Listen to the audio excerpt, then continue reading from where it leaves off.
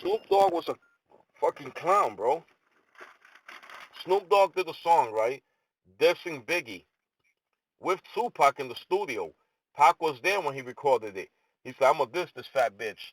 Pac was like, ride on that nigga, baby. West Coast. Them niggas came to the East Coast, and now all of a sudden, that nigga on Hot 97 talking about, I got love for Biggie. That's my nigga Biggie. I love Biggie. Yeah. And the reason that happened, first of all, is because when they came to New York, right? Snoop and the Dog Pound came to New York. They shot a video. New York, New York. And they was disrespecting the East Coast. You know what I'm saying? Like, they was stomping buildings down. Snoop Dogg is a backstabber. Why is Snoop Dogg a backstabber? Because he was in the studio with Tupac talking all this shit about Biggie and all these niggas.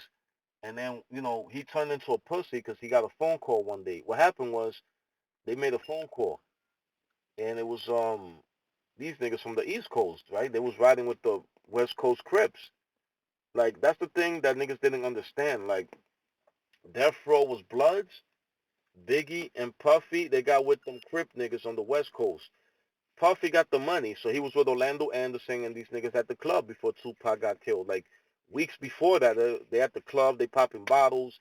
Puffy got the money. He providing everything, transportation, money, girls, hotel. So they was like, we riding with this nigga, shit. You know what I'm saying? So they got back to death row and these niggas, and then somebody got in Snoop's ears. A Crip nigga approached them like, yo, bro, listen. When they came to New York, right? Go look at that interview.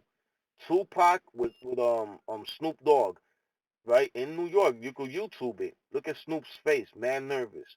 When Tupac had that great suit and tie on, talking that shit, like, yo, we death row, whatever. Snoop had that face, like, man, like, you on your own. Why? Because they told him. They said, listen, your man Tupac, there's already a hit on that nigga. Like, he's already marked. Like, you know what I'm saying? Like, that nigga dead and, like, soon he's gonna get it.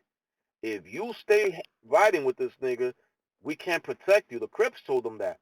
You Crip, so we did the most we could because you Crip. If you wasn't Crip, we don't give a fuck, nigga. You get smoked too. But since you Crip, we're warning you.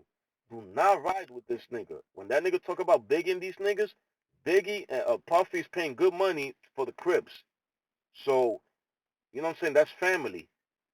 Chill out, fall back, and nothing will happen to you. And he knew that. That's why he knew. Like, before that, look at that interview. Think about it. Before that, that nigga was on stage. Yeah, y'all niggas don't love the West Coast and that. Fuck y'all niggas. And then when he got that call, first of all, they shot at that nigga's fucking trailer. So he was already scared. You know what I'm saying? But when they told that nigga, Snoop is a